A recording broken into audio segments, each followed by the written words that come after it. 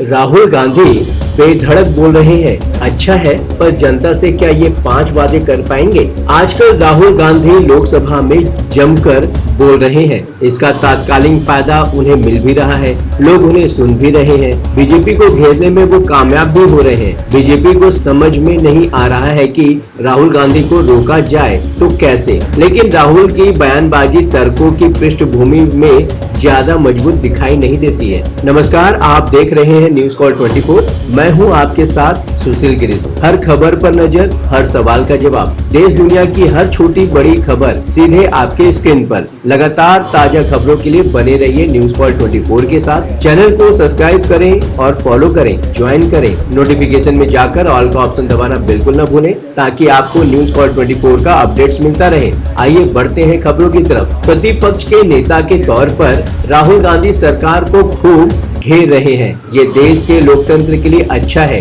एक स्वस्थ लोकतंत्र की यही तो निशानी है कि विपक्ष को बोलने का मौका मिलना चाहिए, पर विपक्ष के पास यह भी जिम्मेदारी होती है कि वह इस स्वतंत्रता का इस्तेमाल इस तरह से न करे कि स्वतंत्रता और स्वच्छंदता का अंतर ही खत्म हो जाए। एक स्वस्थ लोकतंत्र के लिए ये जरूरी है कि नेता सत्ता पक्ष ही नहीं, प्रतिपक्ष भी जो बोले वो कहीं से भी अनर्गल न लगे। राहुल गांधी ने टैक्स टेररिज्म की बात की, प्रेस फ्रीडम की बात की। जाहिर वो देशवासियों को अच्छी लगी होगी, पर केंद्र सरकार के बजट की तुलना महाभारत के चक्रव्यूह से करना तो ठीक था, पर और महाभारत के एक नायक अभिमन्यु को चक्रव्यूह में घेर कर मारने वालों की तुलना प्रधानमंत्री नरेंद्र मोदी, गृह मंत्री अमित शाह सहित 6 लोगों से करने का तुक तो बिल्कुल भी समझ में नहीं आया। क्या इसे लोकतंत्र की शान बढ़ेगी? इतना ही नहीं, राहुल ने कुछ ऐसी भी बातें की है जिसकी जिम्मेदारी खुद उनकी पार्टी कांग्रेस नहीं लेगी। देश की जनता राहुल गांधी की बातों की अहमियत समझे, इसके लिए राहुल गांधी को कुछ वादा करना चाहिए। वो वादे कर भी सकते हैं, जैसा कि उन्होंने एमएसपी के मामले में अपने भाषण के दौरान किया। उन्होंने वादा किया कि जब इंडिया गठबंधन की सरकार आएगी तो एमएसपी को कानूनी अधिकार बना देंगे। तो क्या राहुल गांधी ये 5 वादे और करेंगे? पहला वादा, क्या राहुल गांधी वादा करने के लिए तैयार हैं कि कांग्रेस शासित राज्यों का बजट दलित और ओबीसी अधिकारी बनाए जाएंगे? राहुल गांधी देश की संसद में बार बार कह रहे हैं कि देश में तकरीबन 73% दलित, आदिवासी और पिछड़े वर्ग के लोग हैं। ये मुख्य शक्ति है, लेकिन इनको कहीं भी जगह नहीं मिलती। राहुल ने एक फोटो दिखाते हुए कहा कि इसमें बजट का हलवा बट रहा है, इसमें एक भी आदिवासी, दलित या पिछड़ा अफसर नहीं दिख रहा है। 20 अफसरों ने बजट तैयार किया। हिंदुस्तान का हलवा 20 लोगों ने बांटने का काम किया है। आपने एक माइनॉरिटी और एक ओबीसी को साथ रखा, बाकी को तो फोटो में आने ही नहीं दिया। दरअसल राहुल गांधी ने महिला आरक्षण विधेयक पर बहस होने के दौरान भी यही कहा था कि देश के सबसे महत्वपूर्ण फैसले लेने वालों में 90% से अधिक लोग वो होते हैं जो 10% आबादी से आते हैं। राहुल गांधी को ये बताना चाहिए था कि कांग्रेस शासित राज्यों में ऐसा नहीं होता। राहुल गांधी यह भी बता सकते थे कि यूपीए गवर्नमेंट में ऐसा नहीं होता था, पर वो ऐसा नहीं कर सकेंगे क्योंकि कांग्रेस शासित राज्यों में भी ऐसा हो रहा है जो केंद्र सरकार में हो रहा है। पर आश्चर्यजनक बात यह है कि इन युक्तियों से राहुल बीजेपी के बारे में सवर्ण समर्थक नैरेटिव सेट करने में कामयाब हो रहे हैं। पर अगर इसी तरह झूठ के आधार पर नैरेटिव सेट करने का बीजेपी भी शुरुआत कर दे, अन्य दल भी वही करेंगे, जिसके चलते भारतीय लोकतंत्र का ही नुकसान होना है। राहुल गांधी के लिए जरूरी है कि वो जनता से वादा करें कि केंद्र शासित राज्यों में अब से बजट बनाने में या कोई महत्वपूर्ण फैसले लेने में दलितों और पिछड़ों की भागीदारी 85% तक होगी। ये भी वादा करना चाहिए कि सरकार में आने पर कांग्रेस जनसंख्या के हिसाब से सभी जातियों के अधिकारियों की भर्ती कराएगी।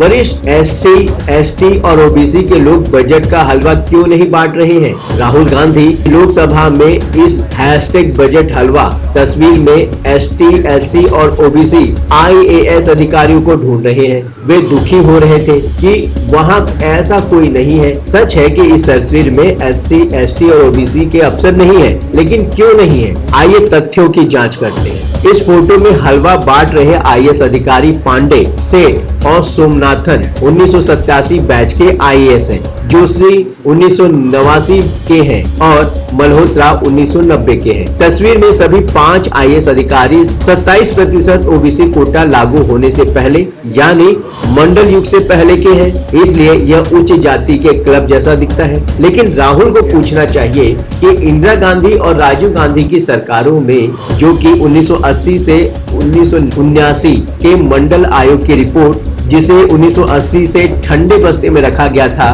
तो क्यों लागू नहीं किया? बीपी मंडल जी ने अपनी रिपोर्ट 1980 में ही सौंपी थी। अगर मंडल समय पर लागू हुआ होता तो आज राहुल गांधी को दुखी न होना होता।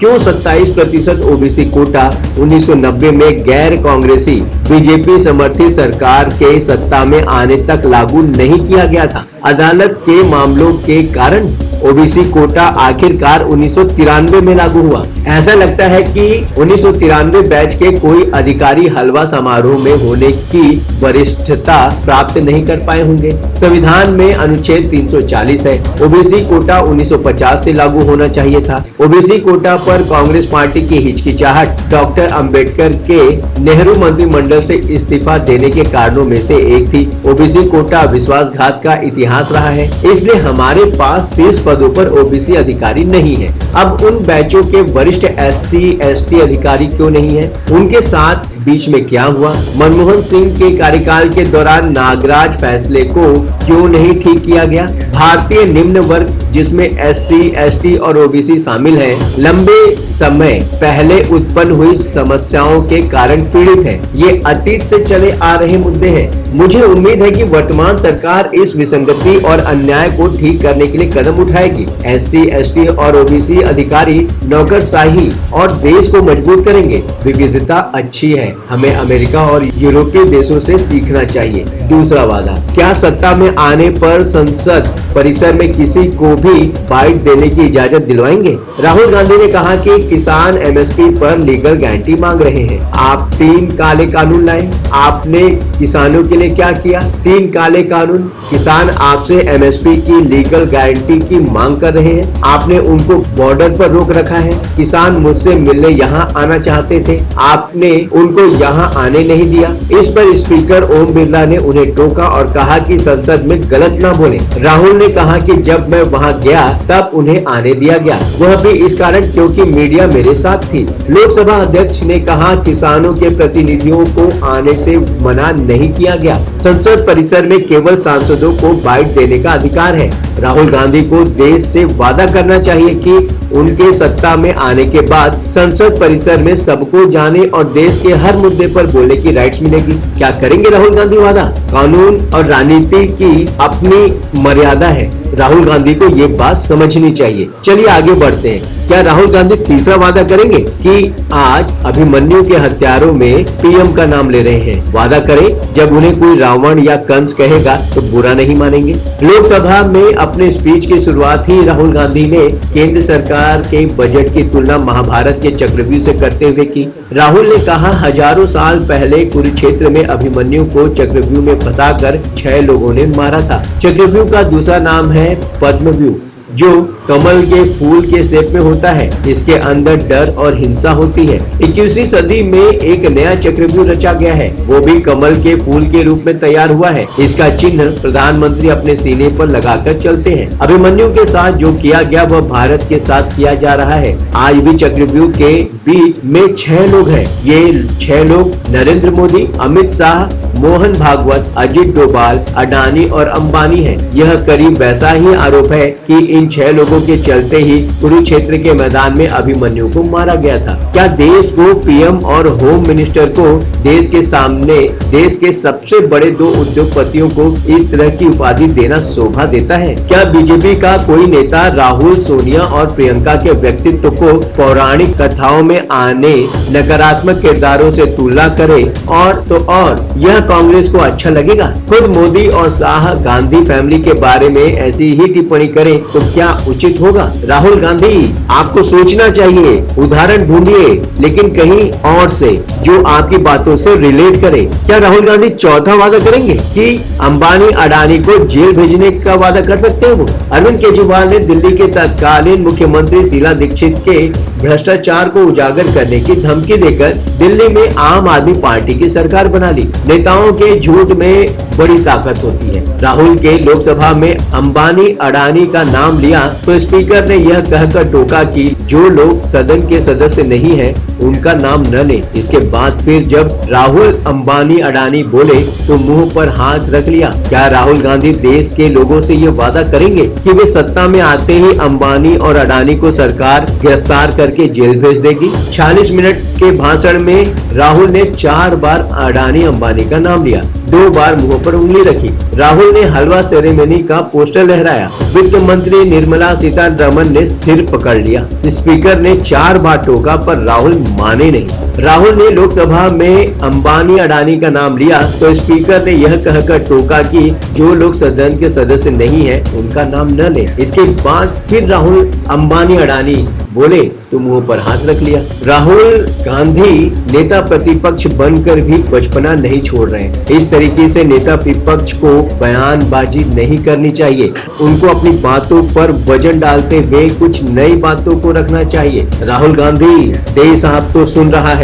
आप जिसके लिए पैरवी कर रहे हैं, उनके पास भी अपना दिमाग है। वो भी समझेंगे कि आप क्या बोलना चाह रहे हैं। कभी कभी तो आपकी बातों से समझ नहीं आता कि आप बोलना क्या चाहते हैं, समझाना क्या चाहते हैं जिनके लिए आप लड़ रहे हैं। चलिए आगे बढ़ते हैं। 5वां वादा क्या राहुल गांधी करेंगे कि जाति जनगणना की रिपोर्ट कर्नाटक में लागू करेंगे? राहुल गांधी लोकसभा चुनाव से पहले ही जाति जनगणना की बात हर मंच से उठाते रहे हैं।